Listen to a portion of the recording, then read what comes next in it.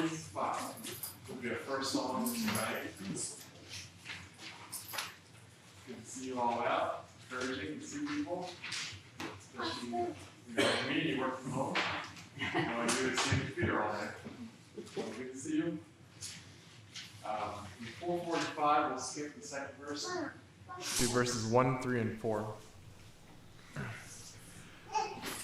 There is a habitation built by the living God for all of every nation who seek that grand abode. Oh, Zion, Zion, I long thy gates to see, O lovely Zion, Zion, when shall I dwell in thee? No night is there, no sorrow, no death and no decay, no yesterday, no morrow, but one eternal day. Oh, Zion, Zion, I long thy gates to see. Oh, Zion,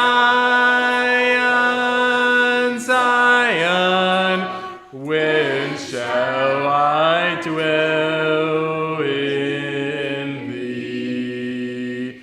Within its pearly portals, angelic armies sing with glorified immortals the praises of its King. Oh, Zion, Zion, I long thy gates to see. Oh, Zion, Zion, when shall I dwell in thee?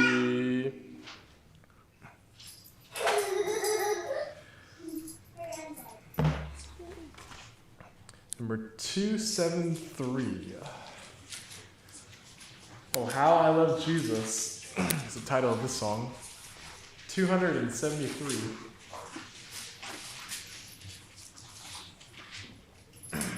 Oh, How I Love Jesus. Y'all know this one? Okay. We'll skip verse 3. So verses 1, 2, and 4.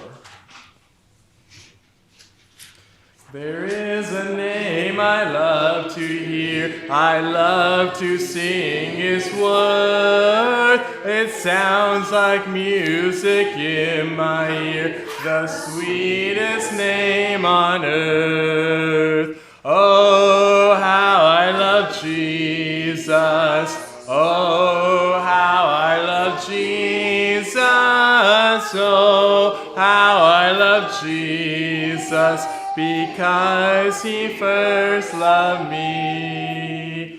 It tells me of a Savior's love who died to set me free. It tells me of His precious blood, the sinner's perfectly.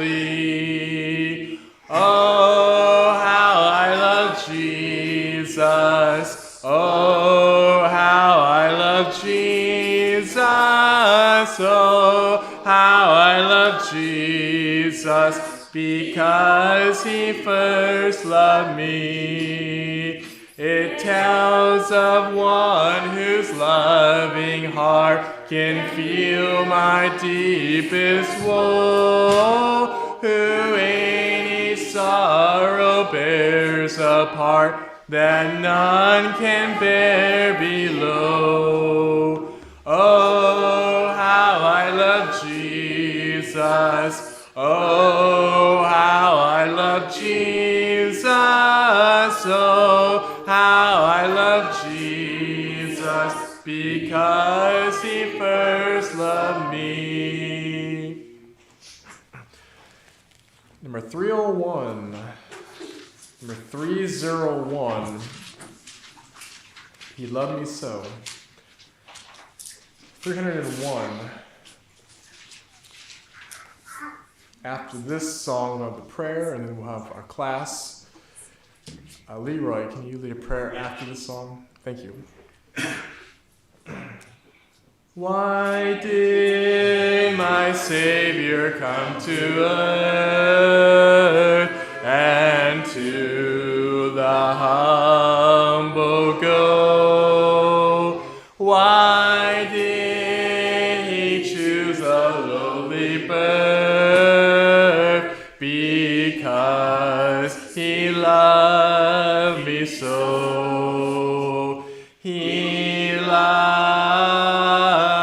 me so. He loved me so. He gave his precious life for me because he loved me so.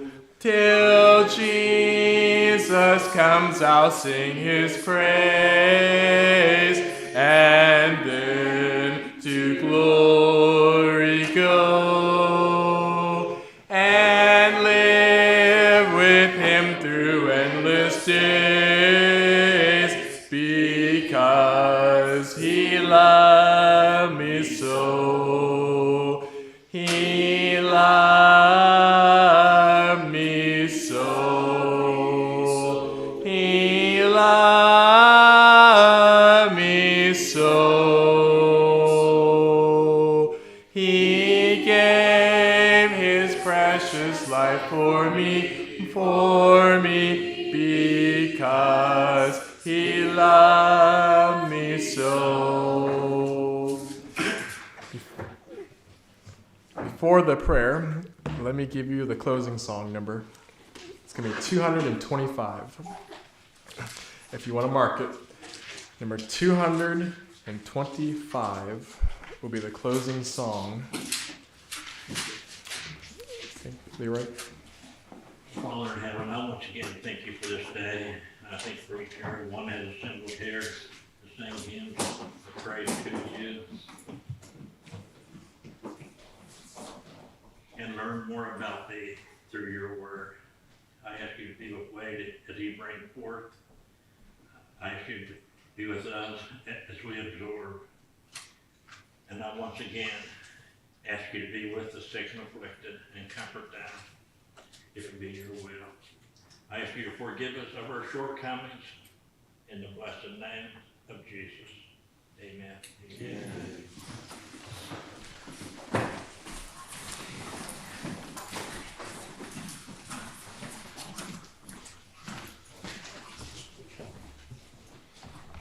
All right, welcome to lesson 20 of our journey through the Bible. Tonight we're going to be talking about Joseph and his brothers, and this will be our last study in the book of Genesis, if I'm correct. I think lesson 21 gets us into Exodus. Is that right? Those of you that have got your binders with you.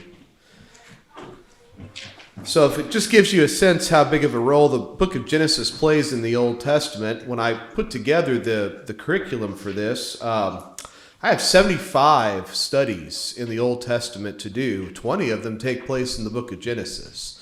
So that might just give you a sense of how important this book is to the Old Testament. We really are building a foundation, laying a foundation in this book that we're going to just build on as we work our way through the rest of the Old Testament. So before we get into tonight's lesson, I like to go back and just do a little bit of review, and that's going to be particularly important tonight because tonight's story builds on what we talked about last week. Last week we studied Genesis chapter 41, in which Pharaoh has a couple of dreams. These two dreams disturb him. He calls in his wise men, his magicians, to offer an interpretation of the dreams, and they have no idea what these two dreams mean. But in his service at that time was a cupbearer. The cupbearer had spent some time in prison where he met Joseph, and Joseph was able to interpret the cupbearer's dream, and the cupbearer remembers, hey, there's this Hebrew guy who interpreted my dream, and the interpretation came true. Maybe he could help you out.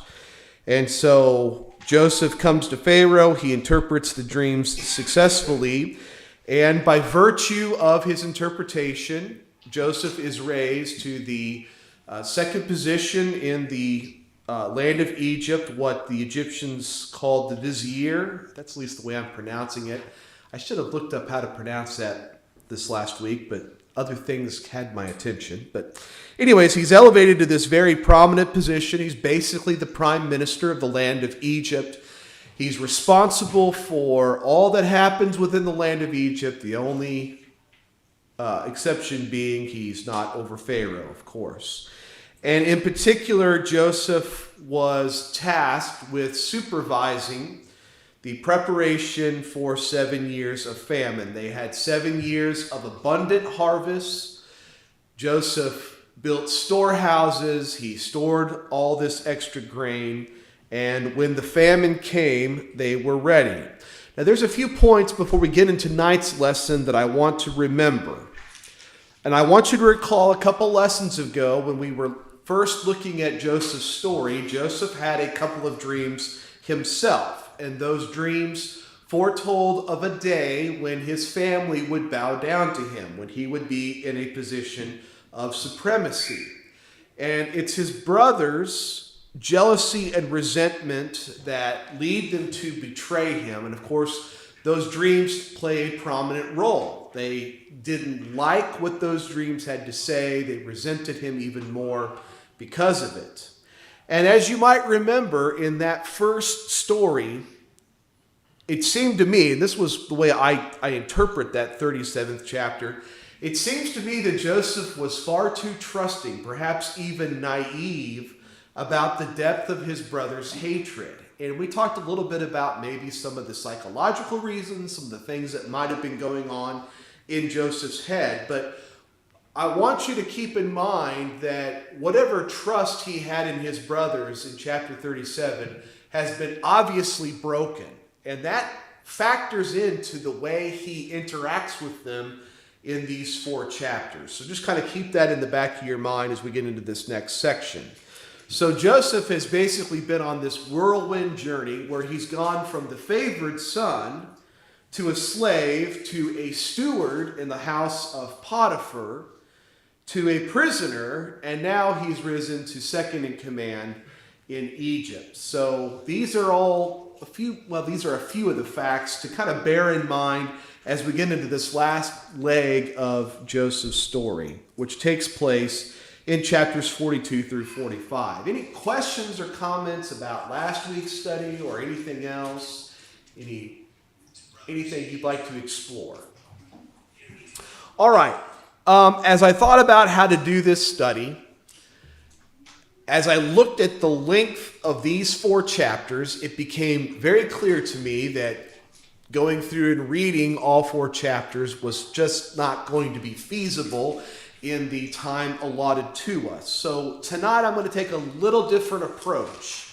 Rather than read the entire chapter and discuss it, each chapter one by one, I'm just going to summarize some of the main points from each chapter, and then we'll look at maybe one section, we'll read it, and then pull some main thoughts out. So it's going to be a little different approach than what I typically do, but because of the amount of material we need to cover, we're going to just deviate a little bit from our past practices. So chapter 42 begins with this famine. And the famine not only affected Egypt, but it affected all of the lands around, including the land of Canaan.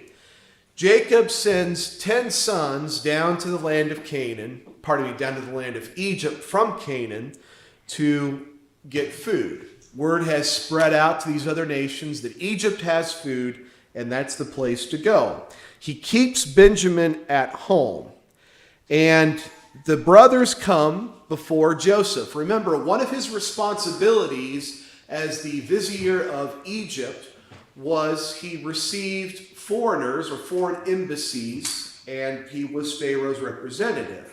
So they came to Joseph because he was the one responsible for distributing the grain. Joseph recognized his brothers when they came before him, but they did not recognize him. And as the story unfolds, Joseph gives them a bit of a hard time. And Reuben, remember old Reuben, remember him back in that first story, he was the one that wanted to use Joseph in order to get back in his father's good graces. And Joseph here, he's giving his brothers a very difficult time, and Reuben tells the brothers, I think we're being punished for betraying Joseph. Now, there's no real indication as to why he arrives at that. Probably he's just feeling a little superstitious, would be my guess. But there is truth. Every once in a while, a guy like Reuben comes up with the actual truth. They are being punished in a way for how they treated Joseph. And what Joseph does is he sets them up for a very difficult return journey. He knows eventually that the food that he gives them is going to run out. They're going to have to come back. And when they come back, he wants them to bring Benjamin with them. He says to them in verses 14 through 20, it is as I said to you, you are spies. So here's how he's making their lives difficult. You're spies. You've come here to discover what's going on in Egypt. By this you shall be tested. By the life of Pharaoh, you shall not go out from this place unless your youngest brother comes here. Send one of you and let him bring your brother while you remain confined, that your words may be tested whether there is truth in you. Or else by the life of Pharaoh, surely you are spies. And he put them all together in custody for 3 days. On the third day, Joseph said to them, do this and you will live, for I fear God. If you are honest men, let one of your brothers remain confined where you are in custody, and let the rest go and carry grain for the famine of your households, and bring your youngest brother to me. So your words will be verified, and you shall not die. And they did so. So Joseph accuses them of being spies. To prove themselves, he wants them to bring back Benjamin to verify that the story that they've told is true. And what I see happening in these chapters is Joseph is beginning to rebuild trust with his brethren. Jacob's family has a well-established history of lying and betrayal. Think about how much lying and betrayal has happened in this family prior to this point. Joseph knows his family, and he's been the victim of their deceit and their betrayal. And it looks to me like Joseph has a couple of objectives. First of all, he wants to know if Jacob is still alive, and he wants to know if both Jacob and Benjamin are okay. But he doesn't really trust his brothers. In fact, as we're going to learn later on, he isn't really sure if they're being honest with him about Jacob.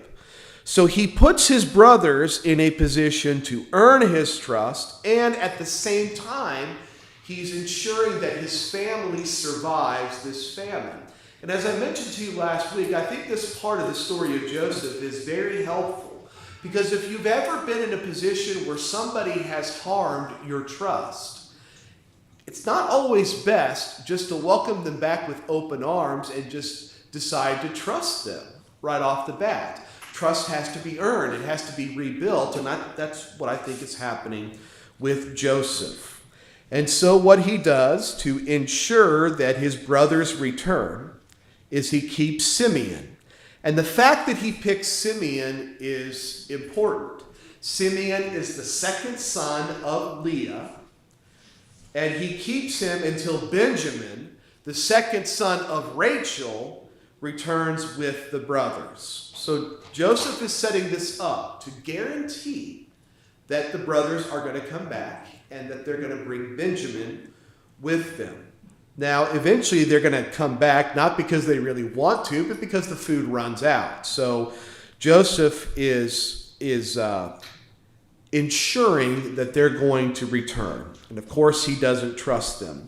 And then he does something really clever at the end of the chapter.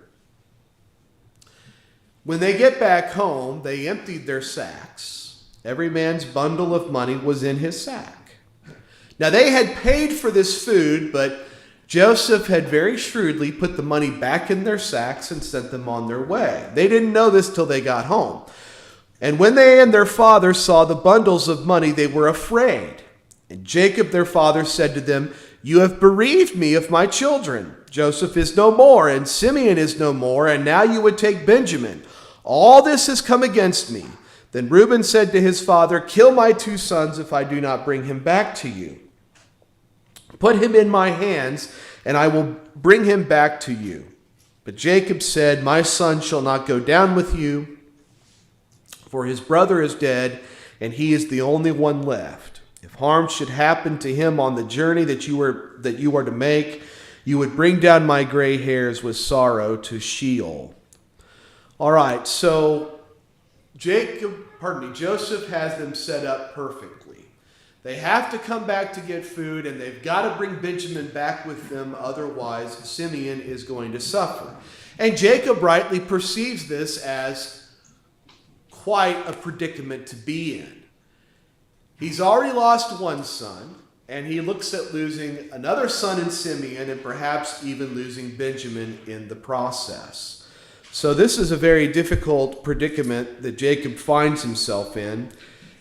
And as you can see, or as we see in chapter 43, they sort of drag their feet. They don't really return as quickly as they could have with Benjamin. Any questions or comments about chapter 42? That's basically all I want to talk about in chapter 42. Yeah, Chad, go ahead. I find it interesting, I guess, really more than anything else, just how dynamics are different now than they were then. Because Reuben's assurance is, well, if I don't bring him back, you can kill my 2 sons, which would have been his 2 grandchildren. Yes. And in today's world, what kind of threat would that be? I mean, just a comment on how things are different. Well, and yes, things have changed a lot. And I would also argue things have changed a lot just in this family as well. Because they're showing some care for Jacob that they did not show before, right?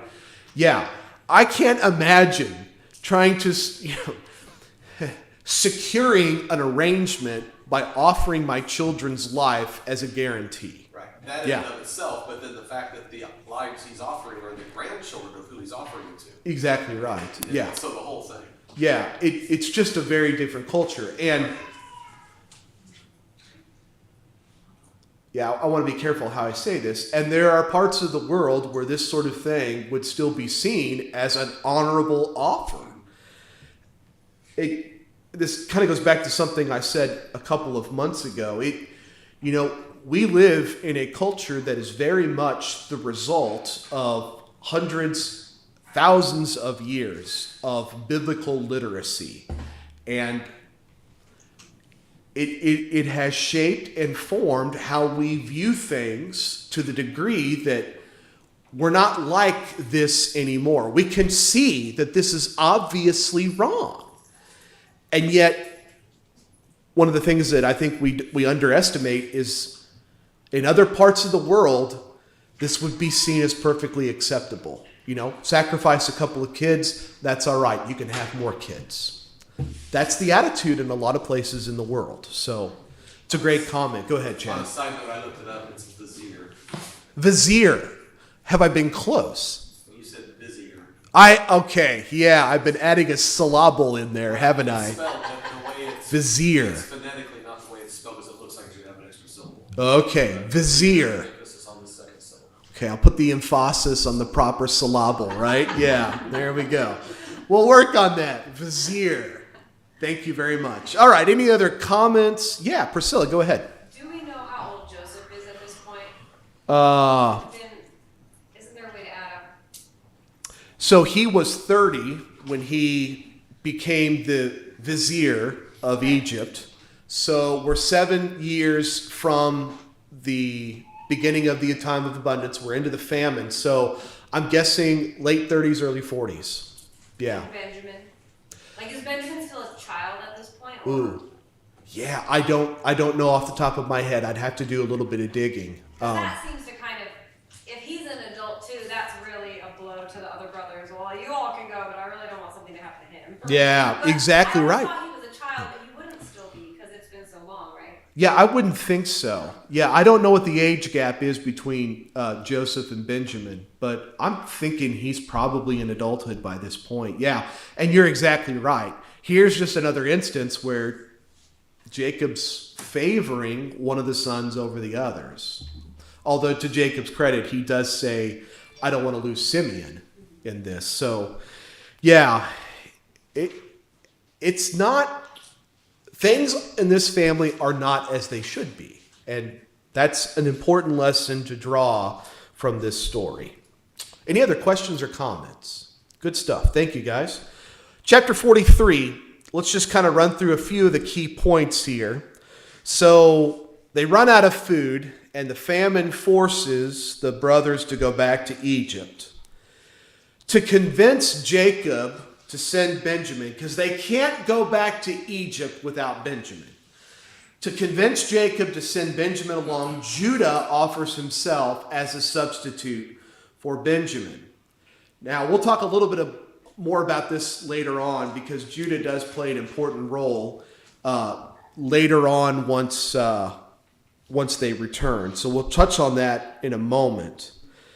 When the brothers get back to Egypt, the first person they meet with is Joseph's steward. And they're completely transparent with the steward. They say, look, when we got back home, not only did we have the food, we also had the money that we used to pay for the food, and we have no idea how it got in our sacks. And the steward has just a very interesting response. He's like, well, God provided. God provided a way for you to have this money. So he just sort of dismisses this as divine intervention. But the brothers are very worried because they just don't know how they're going to be treated. The appearance is that they have stolen this money. They've brought Benjamin back. They just have no idea. But Joseph, when he first sees Benjamin, gets very, very emotional. And let's just read a little bit of that here in verses 26 through 30.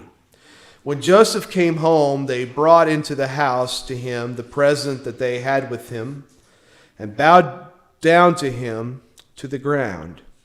And he inquired about their welfare and said, is your father well, the old man of whom you spoke? Is he still alive?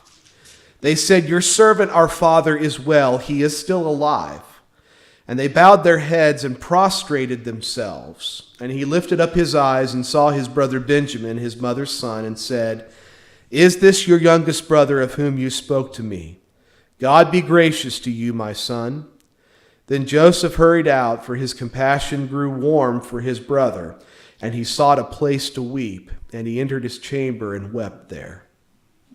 So Joseph sees Benjamin alive. Of course, in this section we see Joseph's dreams fulfilled, at least the first dream. They bowed down their heads and prostrated themselves, going back to that first dream of the sheaves of wheat bowing down to the one sheaf, representing the brothers bowing down to Joseph. He's overcome with emotion at the sight of Benjamin, and I don't think it's just the distance. I think that there's more to this emotion than just the fact that Joseph has been separated from Benjamin for a time. It's important to remember that Rachel died while giving birth to Benjamin. So that makes Benjamin kind of a special son in that respect. Joseph is also dealing with all of the family trauma as well. So I think that there's just a whole lot going on inside the head and the heart of Joseph in this moment. And Joseph, as we go on to read in the rest of the chapter, is extra generous with Benjamin. When they sit down to eat, he honors Benjamin beyond what he gives to his brothers. Now, there's an interesting little detail that is in this 43rd chapter. It's noted that the Egyptians would not eat with the Hebrews. And this is one of those little details that's a little difficult to confirm from external sources. But I was able to come across a quote in Herodotus. And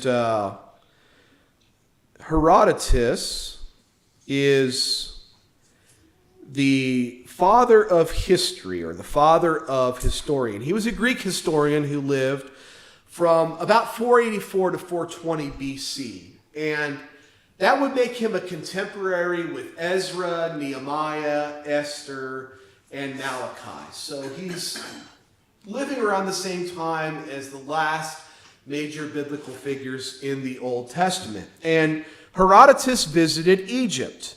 In this quotation, we get a bit of a first-hand testimony of how the Egyptians interacted with foreigners. This is what Herodotus had to say. All the Egyptians sacrifice unblemished bulls and bull calves. They may not sacrifice cows. These are sacred to Isis. Isis is one of the Egyptian goddesses. For the images of Isis are in woman's form, horned like a cow, exactly as the Greeks picture Io. I think it might be Io. Anyways. And cows are held by far the most sacred of all beasts of the herd by all Egyptians alike. For this reason, no Egyptian man or woman will kiss a Greek man or use a knife or a spit or a cauldron belonging to a Greek or taste the flesh of an unblemished bull that has been cut up with a Greek knife. Now, this really has nothing to do, in one sense, with what we just read in Genesis 43. But why I bring this up is what we have here are clashes of culture. And what Herodotus is telling us is the Egyptians didn't like the Greeks because the Greeks ate beef. And the Egyptians held cows to be sacred because of this goddess. So what this teaches us is when you bring two cultures together, you're going to have conflicts of various sorts. Now, of course, Herodotus is writing some 1,200 years after the story of Joseph. But I think that there's probably a connection between the two. I think probably the reason why the Egyptians would not eat with the Hebrews is because of dietary restrictions. The Hebrews would eat things the Egyptians would not, probably for religious reasons. And this is something that continues even to our present day. There's another religion that does not, I should say this, there's another religion that holds cows to be sacred. The Hindu religion, right? Hindus hold cows to be sacred. Muslims don't eat pork. They have a diet that's a little bit like the kosher diet we read about in the Old Testament. They refuse to eat pork. They also hate dogs as well. Dogs are an unclean animal to Muslims. That's why, well, I won't go down that road. Anyways, things that pop in my head that I probably shouldn't say out loud over the interwebs. Anyways, didn't mean to do that. Sorry, I'm doing stuff up here that you can't see, so I apologize. So I think probably the reason why the Egyptians wouldn't eat with the Hebrews is because we have just two different cultures, and mixing the two together would have made the Egyptians religiously impure. That's my best guess. And I think Herodotus may give us a little bit of an insight into that, but I'm not going to be overly dogmatic about that point. Anyways, questions, comments, we good? Good to move on? Keep moving? All right, let's keep moving here. Chapter 44. In chapter 44, Joseph sets the brothers up again. He returns the money to the brothers again, just like he did the first time, and he plants his silver cup in Benjamin's bag. So they discover this. Well, they don't discover this. They're actually pursued right by the Egyptians, and the Egyptians say, hey, somebody stole our master's silver cup. They discover it in the bag of Benjamin, and of course, what do the brothers do? We're in trouble now. We're in real trouble now. So they go back to Joseph, And Joseph threatens to take Benjamin as a slave. And all of this, once again, is Joseph's way of testing his brothers. Judah steps up to the plate. Judah intercedes on Benjamin's behalf. And as I was prepping for this earlier this morning, I was reading back through what Joseph said, and I was actually kind of moved by this, because we see a very different Judah here than we saw earlier in the story of Joseph. So this is what Judah says to Joseph. Now therefore, as soon as I come to your servant my father, and the boy is not with us, then as his life is bound up in the boy's life, as soon as he sees that the boy is not with us, he will die. And your servants will bring down the gray hairs of your servant our father with sorrow to Sheol.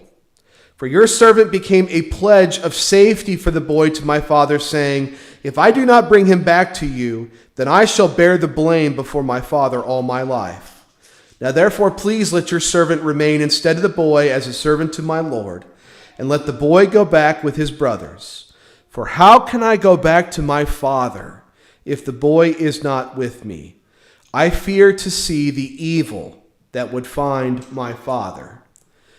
Judah intercedes. He says, keep me instead of Benjamin, and keep me instead of Benjamin, because if we go back without Benjamin, it is going to harm my father.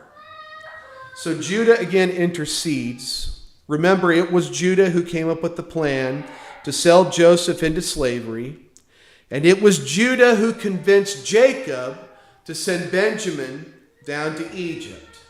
And now it's Judah who offers to trade his life for Benjamin's life. That's at least one way of looking at it. And what Judah shows in all this is that Judah is concerned with Jacob's well-being.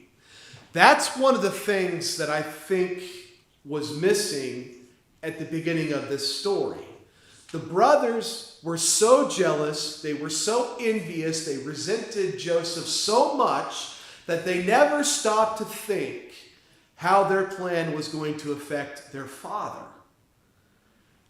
And look, was Jacob right for showing favoritism toward Joseph? No, absolutely not. But what we begin to see here in this part of the story is the brothers are starting to care about Jacob's well-being. And Judah does not want to return without Benjamin for that reason. And it's this speech to Joseph that finally breaks the dam. Joseph could not control himself before all those who stood by him. He cried, "Make everyone go out from me." So no one stayed with him when Joseph made himself known to his brothers. And he wept aloud so that the Egyptians heard it, and all the household of Pharaoh heard it. And Joseph said to his brothers, "I am Joseph. Is my father still alive?" But his brothers could not answer him, for they were dismayed at his presence. So Joseph reveals himself, and it's interesting to me. He tells them who he is, and the first question out of his mouth is my father still alive? Now remember, he asks them back in chapter 43, verse 27, is your father still alive? And they say yes. He asks them again. Why does he ask them again? Well, he still doesn't trust them, right? He still doesn't trust them. What have they done to him? Well, one way of looking at it is they've ruined his life in one sense, right? And of course, the brothers are dismayed because they understood the position Joseph was in. He had all the power of Egypt at his disposal. And Egypt, of course, at this point is one of the mightiest nations on earth. And their brother is second in command.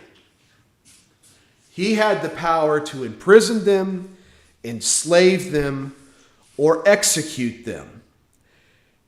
So it's easy to understand why this was not welcome news. why they weren't so glad. Oh, Joseph, it's so good that you're alive. Because they know that there is a very good possibility that this will not end well for them. So I just see this as such an amazing story, because there's all these layers and all this stuff happening that goes beyond the page. I just really appreciate this story a lot. Any questions or comments about what we've talked about so far up through chapter 45? Everybody tracking with me here? Anything unclear? Any detours you'd like to take? It's detours, not detours, right? Either way. Yeah, either way. All right. So the brothers are nervous. They're very nervous about how this might turn out. Almost immediately, Joseph sets out to set their minds at ease. He says, "Now do not be distressed or angry with yourselves because you sold me here. For God sent me before you to preserve life. For the famine has been in the land these 2 years, and there are yet 5 years in which there will be neither plowing nor harvest." There's our answer right there, Priscilla, right? So there's 7 years they've had 7 years of abundance. He was 30. He'd been 37, 38 at the end of that, and they're 2 years into the famine. So he's 40 years old, right? For the famine has been in the land these 2 years, and there are yet 5 years in which there will be neither plowing nor harvest. And God sent me before you to preserve for you a remnant on earth, and to keep alive for you many survivors. So it was not you who sent me here, but God. He has made me a father to Pharaoh, and lord of all his house, and ruler over all the land of Egypt. Now, it's important for us, at least in my estimation, to remember the purpose of God in all of this. And I'd like to just think back over the past few weeks, starting with Abraham, moving on to Isaac and Jacob, and let's just think about what was God's purpose in all of this. Well, think about the promises that were made to these men. "I will make your descendants as numerous as the stars of the sky. In you all the nations of the earth will be blessed. I will give your descendants the land of Canaan." Think of all of these promises. None of these promises, this purpose of God, none of this could be fulfilled if Jacob's family died in a famine. So what do we see happening here? Well, we see divine providence at work, and that's what Joseph credits. Joseph gives credit to God. His brothers intended evil against him, but he sees the hand of God at work. This is the concept of providence. Providence is God working in human affairs to accomplish his purpose. Joseph is one of the great examples of providence in Scripture, but there's a couple of others. Cyrus the Great of Persia, who was the king of Persia that sends the Jews back to rebuild the temple after they've been in captivity for 70 years. He's prophesied in Isaiah chapter 44, verse 28. And then we see him in Ezra chapter 1, verses 1 and 2, sending those captives back. We see God's providence at work in the case of Cyrus the Great. And of course, we also see God's providence at work in the story of Esther. The book of Esther is a very interesting book. The name of God is not mentioned a single time in the book of Esther. Not one time. And yet, it's clear, based on the way the story of Esther unfolds, that God is very much at work in the book of Esther. In fact, there's this moment when Esther's uncle, Mordecai, says to her, well, let me back up. Let me give a little bit more context here. So there's a man by the name of Haman who has convinced Ahasuerus, who's actually Artaxerxes Longimanus, emperor of Persia. He's convinced the emperor to put the Jews to death. And Mordecai becomes aware of this plot. He tells Esther. And Esther's not really sure what to do. Should she say something to the king, or should she keep silent? And Mordecai says to her, look, you could stay silent, and you might survive, and everything will be okay for you. Or you might think of it this way. Perhaps you've been put in this position as queen in order to do some good. And that's the concept of providence. That God made a way for a Jewish woman to come to the position of queen in the Persian Empire so that his people could be rescued from genocide. That's providence. And I do believe providence continues to be at work in God's people. One of the verses that I mentioned in the study guide was Romans chapter 8, verse 28. And we know that for those who love God, all things work together for good, for those who are called according to his purpose. And I do think that this verse does seem to imply the providence of God. God works all things together for good for those who love him, for those who are called according to his purpose. And we see that in the life of Joseph. Joseph's life is God accomplishing his purpose. And one thing I just want to note, all things working together for good does not mean that all things will be good. Now, the outcome will be good, but not everything that's happening in this is a good thing. Let's think about the stories of Abraham, Isaac, Jacob, and Joseph. And let's think for a moment about some of the not so good things that happened in these stories. We talked about Abraham's propensity for lying, first to Pharaoh and later on to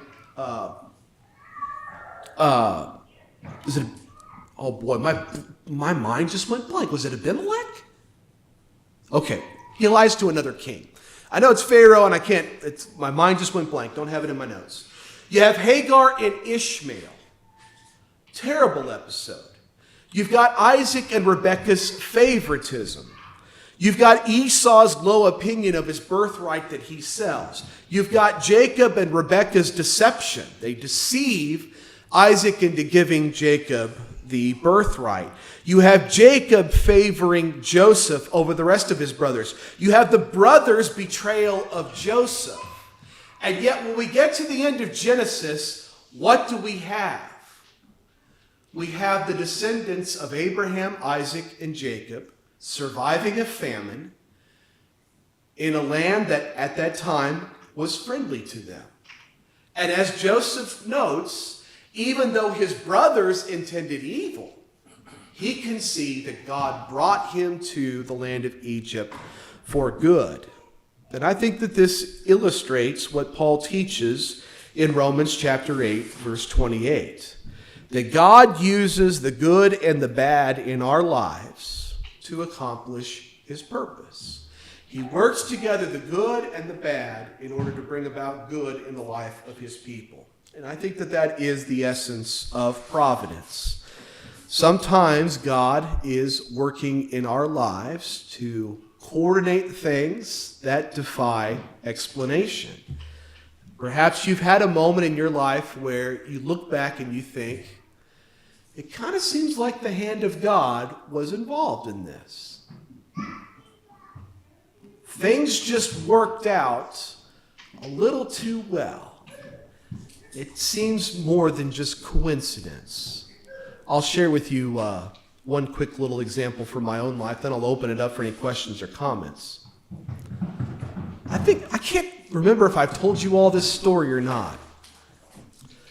I was a 16-year-old kid, and I was with our high school choir in New York City the weekend of Thanksgiving, 1992.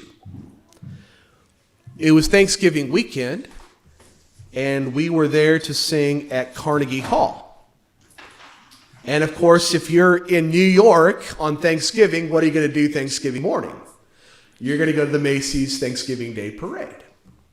So we go down there. It's raining, a little drizzly. pretty cold.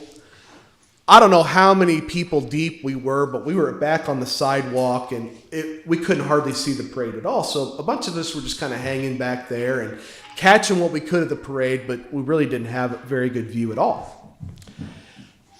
Word begins to filter down from people up the street from us that there's some folks out talking about Jesus.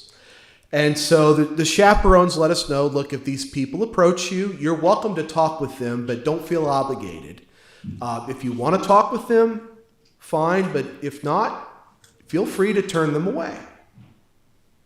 So this young woman approaches me, and she strikes up a conversation with me about the Lord. And I tell her, yeah, I've gone to church my whole life. I was, raised going to church. And I don't know how it all played out, but it came out that I had not been baptized yet. And she looked at me and she said, why haven't you been baptized? And I didn't have an answer.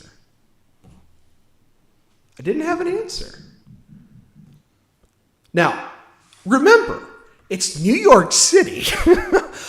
On Thanksgiving Day, I'm 16 years old. And, there's a lot of different views of baptism that are out there in the Christian community. But it just so happened that this young woman asked me why I hadn't been baptized. And I couldn't answer because I didn't have a good reason. A month later, I was baptized, because that really started to work on me. Now, I look back on that, and I can't explain it. Why was that person at that time put in that position to ask me the question that I needed to be asked? I think perhaps divine providence. And again, I don't know what church she was from. She gave me a pamphlet, and I think I kept it for a little while, but I have no idea what I did with it after that. But I can see this whole thing in my mind's eye while I'm describing it to you right now. And I look back on that and I just think, well, seems like maybe the hand of God was involved in that.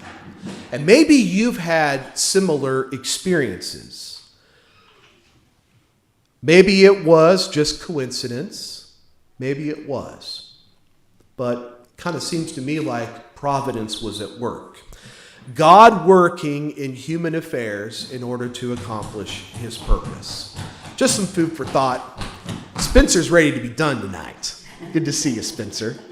Yeah. Any questions or comments as we close? Jordan's got number 225 selected for us tonight. Soldiers of Christ, arise. And, it's good for us to remember as Christians that that we are in a battle.